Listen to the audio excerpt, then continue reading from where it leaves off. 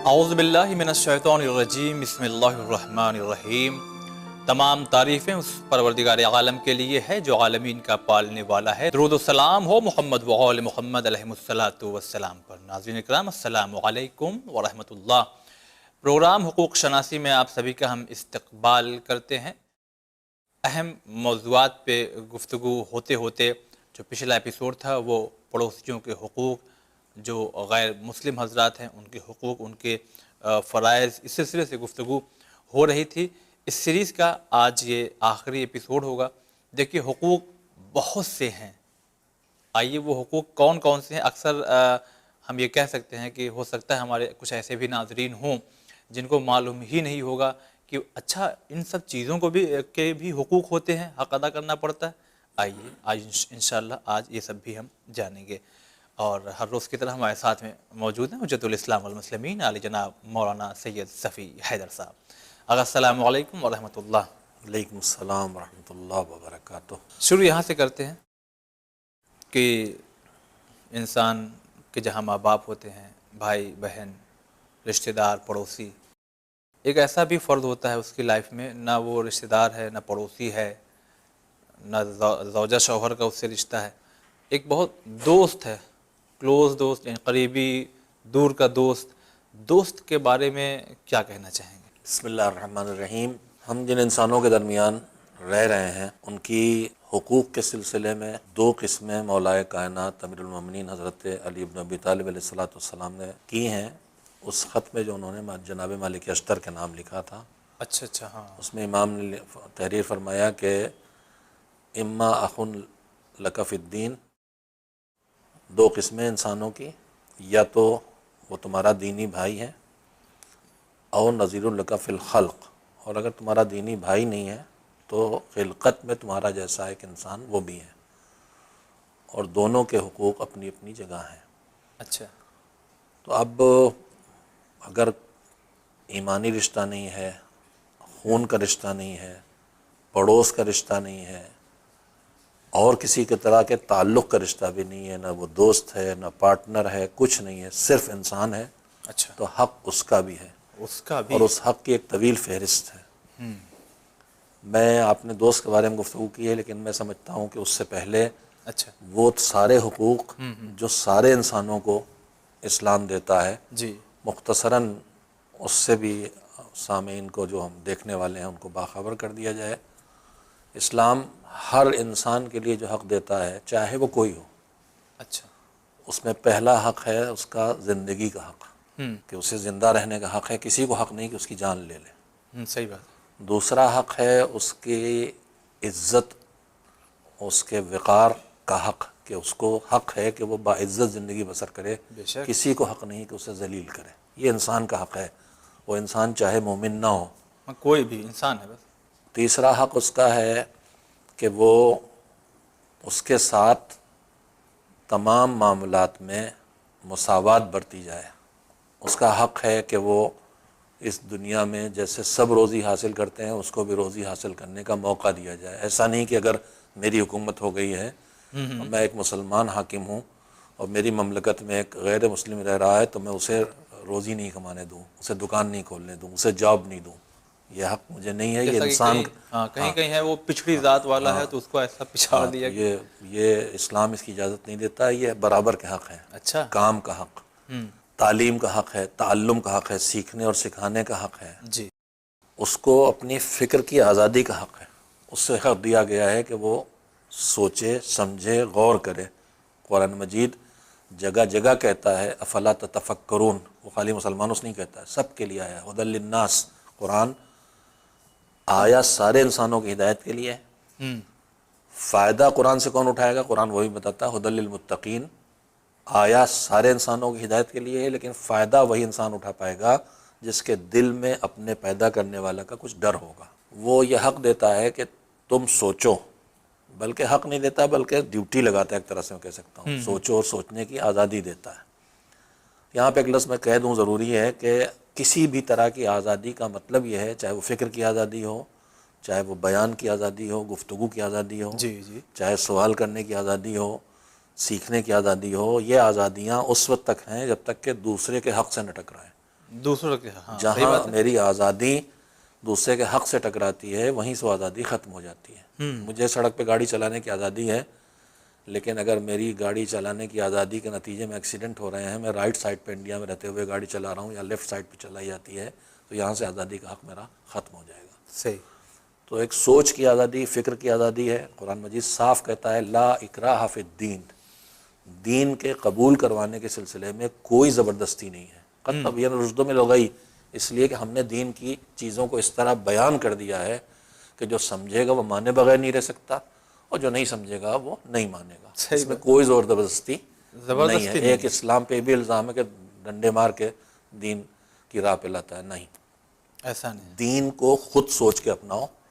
اللہ کو ہے نہیں ہے تو کیسا ہے، عالم ہے، حاکم ہے، حکیم ہے، قادر ہے، عادل ہے.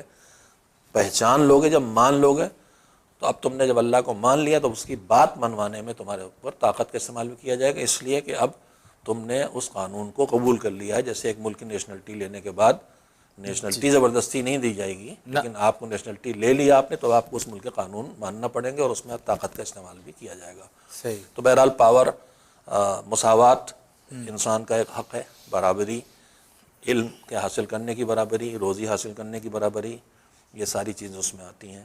5-6 چیزیں میرے خیال سے میں نے گنائی ہیں جو سارے انسانوں کا حق ہے. اس میں بعض چیزیں اور بھی ہیں جو شاید اس کو میرے دماغ میں نہیں ہیں. کم از کم جو روایات کا میں نے خلاصہ کیا اپنے پاس، اس میں نے دیکھا ہے کہ قرآن مجید اور روایات سارے کم از کم 9 یا 10 ایسے حقوق ہیں جو اللہ نے اپنی ہر مخلوق کو، ہر انسان کو دیے ہیں، چاہے وہ اللہ کو ہی نہ مانے تب بھی وہ انسان ہے تو اس کے حقوق ہیں. سبحان اللہ. اب اس کے بعد پھر وہ حقوق کم سے کم یہ ہیں، اس کے بعد بڑھنا شروع ہوتے ہیں. اس میں جو آپ نے کہا دوست کا حق، جی. دوست کا حق یہ ہے کہ وہ ہم اس کے ساتھ ہمیشہ نیک نیتی کا برتاؤ کریں، اس کی مدد کریں، اس کے ساتھ تعاون کریں، اس کے رازوں کو افشا نہ کریں، اچھا. اس کی لغزشوں پر نگاہ نہ رکھیں. میں چاہوں گا گفتگو میں کہیں ایسی منزل آ جائے کہ میں سید سجاد حضرت زین العابدین علیہ الصلوۃ والسلام کے رسالۃ الحقوق کی کچھ چیزوں کو سامنے رکھ سکوں. اس میں یہ سارے جزیات آئے ہیں اور حقوق کی وہ فہرست کس کا حق ہمارے اوپر ہے. امام نے اس طرح بیان کیا ہے کہ ہم نہیں سوچ سکتے تھے صحیح بات. کہ یہ بھی ایک ایسی چیز ہے جس کا بھی کوئی حق ہے میرے اوپر. ہاں تو میرے اپنے اعضاء و جوارح کا حق میرے اوپر ہے، جی. میرے اپنے کاموں کا حق میرے اوپر ہے، میں جو کام کرتا ہوں ان کا حق ہے، میرے جو بدن کے حصے ہیں ان کا حق ہے. باہر کی بات تو بعد میں ہے. صحیح بات. ایک فہرست کم سے کم ہماری نالج میں آنا چاہیے. ہاں تو پھر سوال تو کچھ انداز میں تھا ہی کہ ایک انسان ہے اپنی زندگی گزار رہا ہے، لیکن باڈی ایک ہے لیکن اس کی جو الگ الگ پارٹس ہیں جس کو مل کر کے باڈی بنی ہوئی ہے، اس کے جو حقوق ہیں، آنکھ، کان، ناک، یہ بدن کے الگ الگ حصے کے، ہاتھ پیر کے، اس کے بارے میں اگر، کیونکہ آخری ایپیسوڈ ہے لہذا ہر ایک کے بارے میں مختصر آپ بتائیں. جو بھی حقوق اللہ نے رکھے ہیں تو اللہ کا حق ہے، اس پہ ہم لوگوں نے گفتگو وہیں سے آغاز کیا تھا. جی. اس حق کو قبول کریں گے تبھی یہ سارے حقوق آئیں گے. پھر اس کے بعد محمد علیہ السلام کا، ہادیوں کا حق ہے. جی. پھر اس کے بعد ماں باپ ہیں، ارحام ہیں، پھر دوست، پڑوسی ہیں، یہاں تک ہم لوگ آ چکے ہیں. سید سجاد نے جو تقسیم کی ہے اس میں جو ہمارے اوپر اللہ سے ہٹ کے حقوق ہیں مخلوق الہی کے، اس میں سب سے پہلے امام نے فرمایا کہ تمہارے نفس کا تمہارے اوپر حق ہے، تمہارا خود تمہارے اوپر حق ہے. اور وہ حق یہ ہے کہ تم اپنے آپ سے اللہ کی اطاعت کرواؤ، اللہ کی معصیت نہ ہونے دو. تمہارے اوپر تمہارا حق یہ ہے. نفس کا لفظ بھی نہیں بولنا چاہتا ورنہ نفس کو لوگ کچھ الگ سمجھ لیتے ہیں. جی. روح جیسی کوئی چیز جو الگ ہے. نفس یعنی میرا میرے اوپر حق یہ ہے کہ میں اللہ کی اطاعت کروں اور اللہ کی نافرمانی نہ کروں. صحیح. اس کے بعد میں جو ہوں، میرا وجود، اس کا وجود کا ایک حصہ میرا جسم ہے. اس جسم میں 7 ایسے اعضاء ہیں، پارٹس ہیں جن سے ہم کچھ کرتے ہیں. امام نے انہیں گنایا ہے اور کہہ کے کہ ان سے مختلف کام انسان کرتا ہے.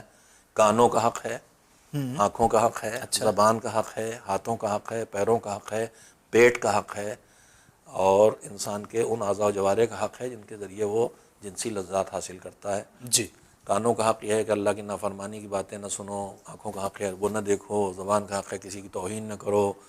گنائے ہیں امام نے فہرست، کم سے کم ایک فہرست ہے کہ ان کا. ہاتھ کا حق یہ ہے کہ ہاتھ سے کوئی وہ کام نہ لو جو اللہ کے حکم کے خلاف ہے. پیروں کو وہاں نہ لے کے جاؤ جو کل تمہیں صراط مستقیم پہ لغزش کا سبب بن جائیں.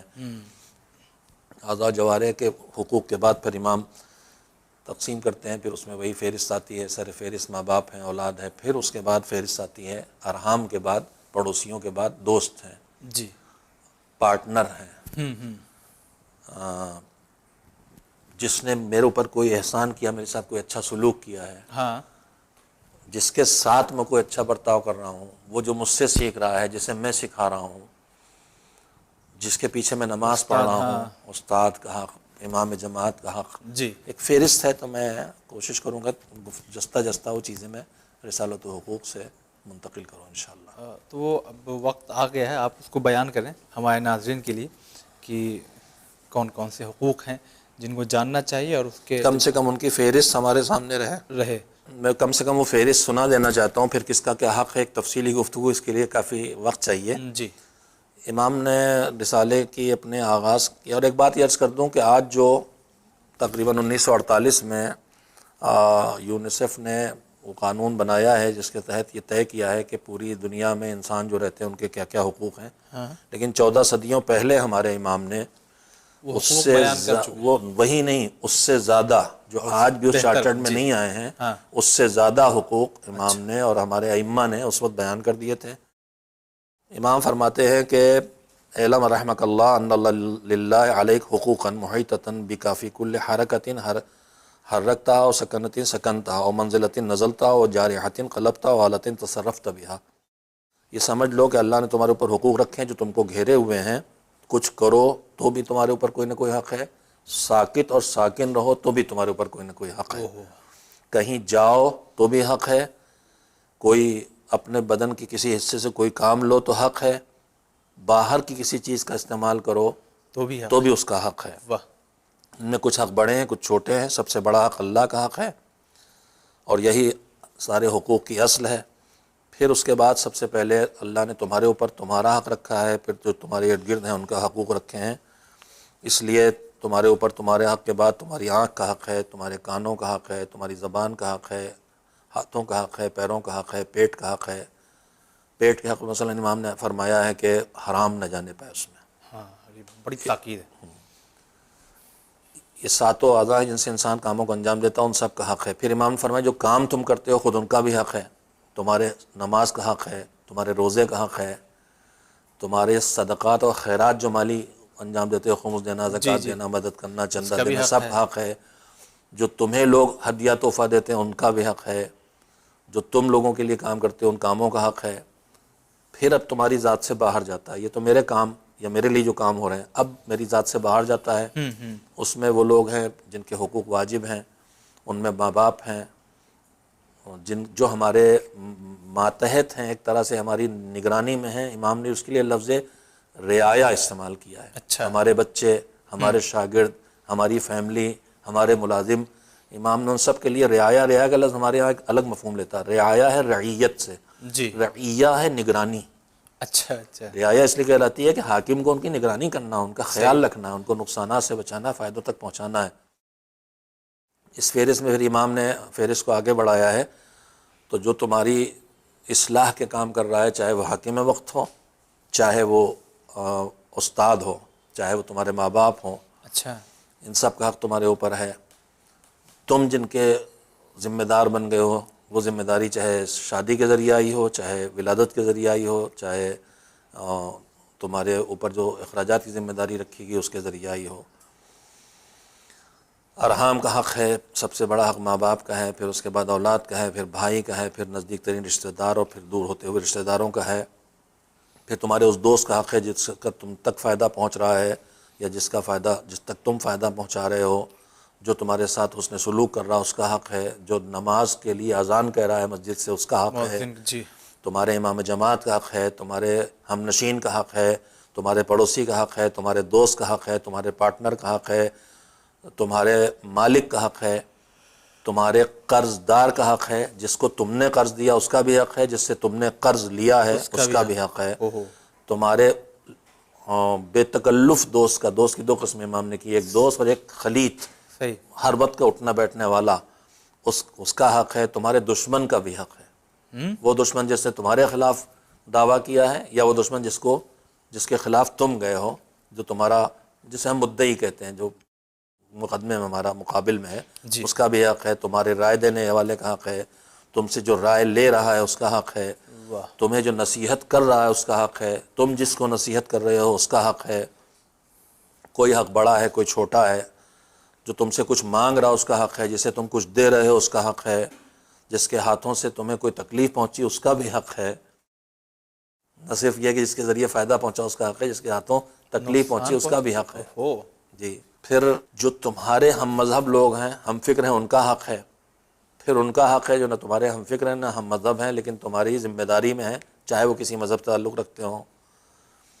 پھر امام نے فرمایا کہ حقوق گنائے نہیں جا سکتے ہیں، جیسے جیسے حالات بدلیں گے، انسان ویسے آگے بڑھے گا، مختلف کام انجام دے گا، وہ حقوق وجود میں آتے رہیں گے۔ تو ایک فہرست ہے جو میں نے چاہی تھی کہ میں سنا دوں، باقی یہ خود ایک مستقل موضوع گفتگو ہے کہ جی سید سجاد کے رسالۃ الحقوق میں جو باتیں آئی ہیں ان کو زیادہ تفصیل اور تشریح کے ساتھ بیان کیا جائے۔ تو ناظرین، حقوق جتنے تھے اور اس سے بھی کہیں زیادہ ہیں ابھی آپ کے سامنے بیان کیے گئے ہیں۔ نہ جاننے کی بنا پہ اکثر کبھی کبھی دشواریاں ہوتی ہے اور کبھی کبھی ہم عذاب کے بھی مستحق ہو جاتے ہیں، لہٰذا علم حاصل کرنا ہر انسان پہ ضروری ہے۔ اس کو مد نظر رکھتے ہوئے کتابوں کا مطالعہ کیا جائے اور خود اپنے قریبی علماء حضرات سے آپ رجوع بھی کر سکتے ہیں اور ان سے جیسا کہ حق بیان کیے گئے ہیں کہ ہاتھ پیر ناک، پڑوسی، رشتہ دار، دوست، پھر دوست میں بھی جو دو قسمیں ہیں، ان سب چیزوں کے بارے میں ہم جان سکتے ہیں، حتیٰ کہ دشمنوں کے کیا حق ہیں اس کو بھی جاننا بہت ضروری ہے۔ تاریخ اسلام میں بہت سے ایسے واقعات آپ کو مل جائیں گے جو حقوق بیان کیے گئے ہیں اور اس کو پریکٹیکلی اہل بیت علیہ الصلوۃ والسلام نے کر کے دکھایا ہے۔ مجھے بہت بڑا تعجب ہوا اور ہمارے ناظرین کو بھی بہت تعجب ہوا ہوگا، ایک انسان ہمارا دشمن ہے، کیا حق ہے، ہم کیسے سمجھیں؟ دشمن کا حق یہ ہے کہ ہم اس کے ساتھ زیادتی نہیں کریں، مثلا انتقام کے جذبے میں آ کے ان حدود کو پار نہیں کریں جن کی اجازت مذہب نہیں دیتا ہے۔ مثال کے طور پر مولا علی کی جنگ صفین میں جب مقابلہ تھا تو امیر شام کا لشکر پہلے جنگ صفین کے میدان میں پہنچ گیا تھا اور اس نے پانی پہ قبضہ کر لیا تھا، ریگستان میں جہاں پانی تھا اس پہ قبضہ کر لیا۔ جب مولا علی آئے تو پانی پہ ان کا قبضہ، پانی کے بغیر زندگی ممکن نہیں۔ صحیح بات ہے۔ مولا نے خطبہ دیا، جوش دلایا، کہا حملہ کرو، پانی چھین لو، پانی چھین لیا گیا۔ اچھا، تو امیر شام کا لشکر پریشان ہوا کہ ہم پیاسے مر جائیں گے۔ امیر شام نے کہا نہیں، ڈرو نہیں، علی پانی نہیں بند کریں گے۔ اچھا، دشمن کو یہ یقین ہے؟ جی، کردار پہ، اس لیے انہیں پتہ ہے یہ حق ادا کرنے والے لوگ ہیں۔ لوگوں نے مشورہ دیا مولا علی کے لشکر نے کہ خون کیوں بہائیں، جنگ کیوں کریں، خالی پانی بند کر دیں مر جائیں گے یہ۔ امام نے کہا نہیں، یہ نہیں کیا جا سکتا، اس لیے کہ یہ حق ہر مخلوق خدا کا ہے، بند نہیں اسے کیا؟ ہم روک نہیں سکتے، تو دشمن کے ساتھ بھی ہر برتاؤ نہیں کیا جا سکتا۔ سبحان اللہ۔ لیکن وہی ان کے بیٹے کے ساتھ لوگوں نے بڑا کربلا میں بڑا برا دو برتاؤ۔ کیریکٹر ہیں، صحیح بات، ایک معراج پہ ہے اخلاقیات اور کردار اور انسانیت کے، اور ایک اس پستی پہ ہے کہ جہاں جانور اور پتھر سے بدتر وجود دکھائی دیتا ہے۔ اسی میں ایک چیز ہم پوچھنا چاہیں گے، کیونکہ انسان کی زندگی میں ایک ایسا موڑ آتا ہے کہ جس موڑ پہ پہنچنے کے بعد یا تو وہ بہت زیادہ گمراہ ہو جاتا ہے یا تو صحیح راستے پہ، صراط مستقیم پہ چلنے لگتا ہے، وہ ہے مشورہ لینا یا مشورہ دینا۔ اب میں ایک طالب علم ہوں، ہم کو اگر مشورہ لینا ہے، کیونکہ جیسا کہ ابھی آپ نے یہ واقعہ بتایا کہ اچھا انسان ہوگا تو دشمن کو بھی کہے گا کہ پانی لے کر کے جاؤ، تو مشورہ جو حقوق کے اندر آتا ہے تو کس سے لینا چاہیے، اور اگر کوئی مانگے تو کیا نگاہ میں رکھتے ہوئے ہمیں دینا چاہیے؟ مشورے لینے اور دینے والے کے سلسلے میں بھی رسالۃ الحقوق میں ہے کہ اگر کوئی تم سے مشورہ مانگے تو تم اگر صحیح رائے دے سکتے ہو تو دو، اور اس کے لیے تمہارے دل میں خلوص ہونا چاہیے، اور اگر تمہیں کوئی مشورہ دے اور تمہیں اچھا لگے تو ٹھیک، اور اگر تمہیں اس کا مشورہ اچھا نہ لگے جی، تو بھی اس کی نیت پہ شبہ نہ کرنا، اس کو برا بھلا نہ کہنا، ٹھیک ہے، اس مشورے پہ عمل نہ کرنا لیکن اس کی نیت پہ شبہ نہ کرنا۔ نہ ہم بہت جلدی بگڑ جاتے ہیں، فلاں صاحب نے مشورہ دیا تھا تباہ کرنے کے لیے، ہو سکتا ہے، ہوتا ہے ایسا۔ ہوتا ہے، جی، مشورہ دینے والوں کے لیے بھی پروردگار عالم نے نظام بنایا ہے کہ مشورے کے نام پر دھوکہ مت دو۔ مشورہ دینے کا حق بھی ہے کہ صدق نیت سے، چاہے دشمن مشورہ مانگے، جب دشمن بھی مشورہ مانگے گا تو اس کو بھی صحیح مشورہ دیا جائے گا۔ یہ سیرت بھی مولا کائنات کی زندگی میں بہت 30 سال کی خاموشی پیغمبر کی وفات کے بعد مشورے مانگے گئے تو جو صحیح رائے تھی وہ دی، اچھا، اس لیے کہ حق ہے، صحیح بات ہے، علی حق نہیں چھوڑ سکتے، علی مع الحق والحق مع علی، حق علی کے ساتھ ہے، اور حق علی کے ساتھ ہے اور علی حق کے ساتھ حق ہے۔ کے ساتھ ہے۔ اور پھر پیغمبر نے دعا کی کہ اللہم ادر الحق حیث دار علی، پیغمبر نے یہ نہیں کہا کہ جدھر حق جائے ادھر علی کو بھیج دے، پیغمبر نے دعا فرمائی کہ پروردگار جدھر علی جائیں ادھر حق کو بھیج دے۔ واہ سبحان اللہ۔ تو اس میں یہ بات کہنے کا کیا فلسفہ کیا تھا، اس میں حکمت کیا حق پیغمبر یہ پہچانوانا چاہتے تھے کہ حق علی سے الگ ہو ہی نہیں سکتا ہے، جہاں علی ہوں گے حق وہیں ہوگا۔ تھی؟ اچھا، اگر حضور کے اسی ایک ارشاد کو ہم سب محسوس کر لیں تو پوری دنیا سمجھ جائے گی کہ ہم کو علی کو قبول کرنا چاہیے۔ چاہیے واقعی۔ کبھی کبھی کیا ہوتا ہے کہ حق اور فرض یہ ساتھ میں آتا ہے، ہم پہ لازم ہے کہ ہم خدا کی عبادت بھی کریں اور طالب علم کے لیے، اور ہم پہ لازم ہے کہ ہم ایجوکیشن بھی حاصل کریں۔ یہ دونوں حق ایسے ہیں کہ ساتھ ساتھ، یا اس کا فرض ساتھ ساتھ چلا کرتا ہے، لیکن اگر کتابوں کو اٹھایا جائے، صبح اٹھ کر کے یہ والی دعا پڑھو، پھر دوپہر میں یہ ہے اور شام میں وہ ہے، یہ ادا کرنا ہے، وہ ادا کرنا ہے، تو کبھی کبھی کیا ہوتا ہے، ہم نے خود اپنی آنکھ سے دیکھا ہے کہ کچھ نوجوان ایسے ہوتے ہیں جو اتنا خشوع و خضوع اور ایسا وہ عبادت کی طرف چلے جاتے ہیں۔ ناظرین، یہ میں گمراہ کرنے والی بات نہیں کر رہا ہوں، کچھ ایسی باتیں جو فائدہ پہنچائے۔ تو دو حقوق جب ایک ساتھ آ جائیں یا دو فرائض ایک ساتھ آ جائیں تو اس میں ہمیں کس طرح سے قدم بڑھانا چاہیے؟ پہلی بات تو یہ ہے کہ واجبات اللہ نے اتنی رکھے ہیں، زندگی کے جتنے کام ہیں ہر فیلڈ میں اللہ نے کچھ واجبات رکھے ہیں، جی، ان میں سے ایک جسے ہم آپ عبادت کہتے ہیں، میں اس کا قائل نہیں ہوں، عبادت کا لفظ بولتے ہی نماز روزہ دماغ میں آتا ہے۔ صحیح، عبادت زندگی کا ہر کام عبادت ہے اگر حکم خدا کے مطابق کیا جائے، کھانا پینا، سونا، جاگنا، تفریح کرنا، بچے کو پیار کرنا، سب عبادت ہے، پوری زندگی عبادت بن سکتی ہے۔ واجبات جو اللہ نے رکھے ہیں، فرائض رکھے ہیں، وہ حقوق جن کی ادائیگی واجب رکھی ہے، ان کو اللہ نے اتنا رکھا ہے کہ ایک انسان ان کو ادا کر سکتا ہے۔ اب اس کے بعد دوسری دنیا مستحبات کی ہے، یہ جو آپ کہہ رہے تھے جوان عبادت میں لگ جاتے ہیں، کتابوں میں کسی انسان کا نصاب نہیں لکھا ہے کہ تمہیں یہ اتنا کرنا ہے، کتابوں میں یہ لکھا ہے کہ نیکیاں یہ ہیں، سمندر ہے نیکیوں کا، جی، حسب گنجائش، جو تمہارے ظرف میں جتنی گنجائش ہے اس اتنا کرو۔ صحیح بات، مولا کائنات نے کہا بھی ہے کہ کبھی نفس کے اوپر وہ کیفیت طاری ہوتی ہے کہ وہ نیکی کی طرف بڑھتا ہے، جی، تو جب بڑھاؤ والی کیفیت ہو، جیسے جوار بھاٹا سمندر میں ہوتا ہے، صحیح ایک بار پھیلتا ہے ایک بار سمٹتا ہے، تو جب نفس میں پھیلنے والی کیفیت ہو کہ یہ بھی اچھا لگے نیکیاں کرنا، تو امام کہتے ہیں اب مستحبات بھی خوب کرو۔ اچھا، لیکن جب سمٹے نفس اور دل نہ لگے نیکیوں میں، تو کہا کہ اپنے ساتھ زبردستی نہ کرو، بس واجبات پہ رکے رہو، زبردستی کرو گے تو واجبات بھی ایک دن چھوٹ جائیں گے۔ اور یہ ہے تجربہ میرا کہ بعض نوجوانوں کو دیکھا ہے کہ افراط پہ چلے گئے، ایکسٹریم پہ چلے گئے، اور دن بھر میں کئی گھنٹے لگے ہوئے ہیں۔ خواتین کو دیکھا اور پھر پلٹے تو دیکھا کہ واجبات بھی چھوڑے بیٹھے ہوئے ہیں۔ تو اسلام میں افراط و تفریط نہیں ہے، ایکسٹریم پہ نہیں جانا ہے، اعتدال پہ رہنا، بیلنس پہ رہنا ہے، ہماری ساری ذمہ داریاں ان کو ٹکرانے نہ پائیں۔ پہلی چیز یہ ہے کہ اس طرح مینیج کرنا ہے کہ واجبات ادا ہوں، ٹھیک ہے، اس کے بعد دوسری چیز یہ ہے کہ مستحبات اتنے لینا ہے کہ کسی فرض سے نہ ٹکرائیں، کسی واجب کو چھوڑنے کا سبب نہ بنے۔ اچھا، مجھے یاد آتا ہے ہمارے 8ویں امام حضرت علی رضا علیہ السلام، ابھی میں نے ان کے ارشاد کو منتقل کیا تھا کسی ایپیسوڈ میں پچھلی گفتگو میں، جی، جی، کہ امام نے فرمایا کہ تمہیں اپنے وقت کو 4 حصوں میں تقسیم کرنا ہے۔ اچھا، میں نے کہیں مجلس میں روایت پڑھی تھی تو کوئی صاحب آئے، وہ سمجھا کہ 4 حصوں کا مطلب یہ کہ 25%، 4 حصوں کا مطلب یہ نہیں کہ چاروں کام جو بتائیں امام نے اس کے لیے 25% وقت رکھا جائے۔ امام نے کہا تمہیں اپنے وقت کو 4 کاموں کے لیے بانٹنا ہے، ٹھیک، کس کام کو زیادہ وقت چاہیے، کس کو کم چاہیے، خود انسان فیصلہ کرے گا۔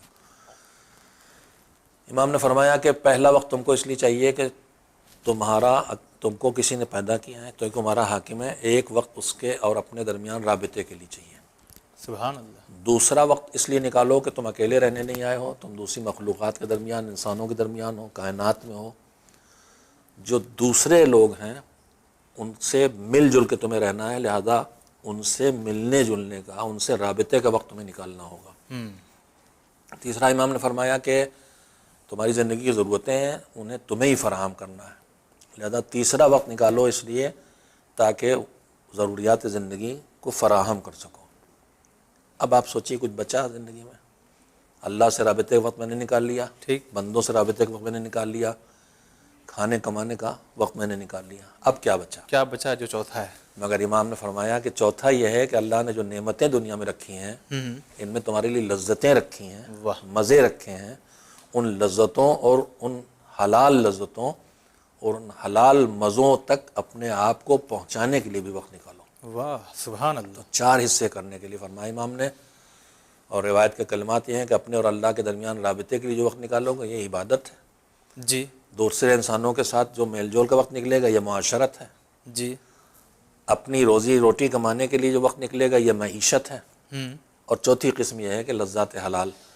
اور اس کے بعد امام نے فرمایا کہ چوتھا وقت جو نکالو گے، کبھی بچوں بیوی کو لے کے کسی ریسٹورنٹ میں چلے گئے، کبھی گھر میں کوئی فنکشن کیا، کبھی کوئی اچھا ڈرامہ بیٹھ کے دیکھ لیا، یا کبھی کوئی اچھی خوبصورت عمارت کی چلے گئے گھومنے سیر و کر تفریح، لیا، لذات حلال اس جی میں بہت کچھ آتا ہے، بہت کچھ آتا ہے، اس کے لیے وقت نکالو۔ امام نے فرمایا کہ یہ جو وقت نکالو گے یہ وقت تمہارے ان تینوں ڈیوٹیز کو پورا کرنے میں مددگار بنے گا۔ اچھا، عبادت الہی کا جذبہ اس سے بڑھے گا، اصل طاقت بڑھے گی، پاور آئے گا، اچھا، روزی کمانے میں جب آدمی فریش ہوگا ہاں، تو پھر صحیح روزی بات، بھی اچھی کمائے گا، لوگوں سے خوش مزاجی بھی ہوگی، چڑچڑا نہیں ہوگا۔ تو یہ مذہب ہے، یہ اسلام ہے، اس کو سمجھنا چاہیے۔ ہم بیلنس کھو دیتے ہیں، بیلنس نہیں کھونا، امام نے کہا کہ یہ چوتھا جو وہ سب سے اہم ہے اور مددگار ہے تینوں میں۔ اسی پہ سب سے زیادہ روک لگائی جاتی ہے، ہمارا مذہبی ہونے کا مطلب یہ ہے کہ سب چھوڑ بیٹھے زندگی، اور جو ایسا دے ارے یہ دنیا دار آدمی ہے، اور کوئی دکھائی دیا زندگی چھوڑے بیٹھا ارے یہ بہت متقی زاہد آدمی، ہم نے سب الٹ دیا ہے مذہب کو۔ جنگ بصرہ میں، جنگ جمل سے واپسی میں جناب اعلیٰ ابن زیاد کے یہاں پہنچے تھے امام، بڑا گھر دے کے فوراً نصیحت کی تھی، کیا کرو گے اتنا بڑا گھر، مہمان ٹھہراؤ، جی جی، ہاں، سہولتیں دو۔ پھر انہوں نے اپنے چھوٹے بھائی کی شکایت کی، دنیا چھوڑ دی ہے، بیوی بچے چھوڑ دیے، زندگی چھوڑ دی، تو امام نے بلایا، واقعہ مشہور ہے، امام نے اس سے کیا کہا تھا کہ تم میری نقالی نہ کرو، میں امام ہوں، میں امام مجھے ہوں، کمزور ترین زندگی بسر کرنا ہے، لیکن تم وہ اپنی حیثیت کے مطابق زندگی بسر کرو۔ اس نے زندگی چھوڑ دی تھی، لذات دنیا، بیوی بچوں کے درمیان رہنا، سب چھوڑ رکھا تھا۔ امام نے اس کو ڈانٹا، کہا تھا شیطان نے قبضہ کر لیا تیرے اوپر، بالکل تو یہ روحانیت، تقویٰ نہیں ہے، یہ شیطان کا قبضہ ہے۔ صحیح بات، بوتل لیے بیٹھے ہیں مسجد میں، حقیقت ہے تو حماقت ہے، اور حقیقت نہیں ہے تو فریب ہے۔ چلیے ناظرین، بہت کچھ سیکھنے کو مل گیا ہے اس آخری ایپیسوڈ میں بھی، اور آگے آپ سے گزارش کریں گے اس پورے حقوق شناسی کو دیکھتے ہوئے آپ ہمارے ناظرین کو اہم ترین کچھ ایسی باتیں جو پیغام کی شکل رکھتی ہیں۔ میں صرف یہ عرض کروں گا کہ ائمہ کی باتوں کو ہم پڑھیں، صرف واقعات نہ پڑھیں جو ہمیں اچھے لگتے ہیں، خیبر خندق، ان کی سیرت کو پڑھیں، ان کے کردار کو پڑھیں، ان کے ارشادات کو پڑھیں، اس سے دین کو سیکھیں۔ دین یاد کرنے کی چیز نہیں ہے، دین کو سمجھ کے اپنی زندگی کا نظام بنانے کی چیز ہے۔ واہ، ائمہ نے اسے اپنی زندگی کا نظام بنایا تھا، وہ اسوہ کامل ہیں۔ دین کا امپلیفائی جو ہوتا ہے، جی جی، پھیلا، ائمہ سے زیادہ کوئی اپنے اوپر امپلیفائی نہیں کر سکتا، صحیح بات ہے۔ انہوں نے اپنے اوپر نافذ کیا ہے، ہم ان کو دیکھ کے اپنے اوپر دین کو نافذ کریں، اسی میں دنیا کامیابی بھی ہے، اسی میں آخرت کی کامیابی بھی ہے انشاءاللہ۔ اگر بہت شکریہ ادا کرتے ہیں، آپ نے اپنی مصروفیت بھری زندگی میں سے اہم وقت ہمارے ناظرین کے لیے نکالا، بہت شکریہ۔ نہیں، اللہ کا کرم، اس کی توفیق ہے، جو مصروفیت ہے اسی کا ایک حصہ ہے بھی، انشاءاللہ اللہ ہم سب سے قبول کریں بس انشاءاللہ۔ ناظرین اجازت دیجیے، یہ سیریز حقوق کے سلسلے سے گفتگو کرتے کرتے ہم یہیں پہ ختم کرتے ہیں۔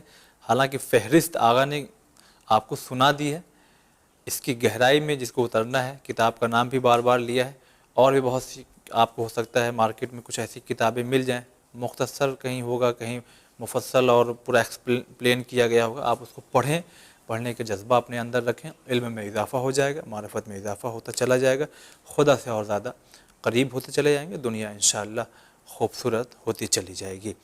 آپ اپنے خیالات، تصورات اس میل آئی ڈی پہ جو اسکرین پہ لکھ کر کے آ رہا اس پہ آپ ہمیں بھیج سکتے ہیں، یا واٹس ایپ کے ذریعے اس نمبر پہ، یا ٹیکسٹ میسیج کے ذریعے اپنے تصورات، خیالات ہم تک آپ بھیج سکتے ہیں۔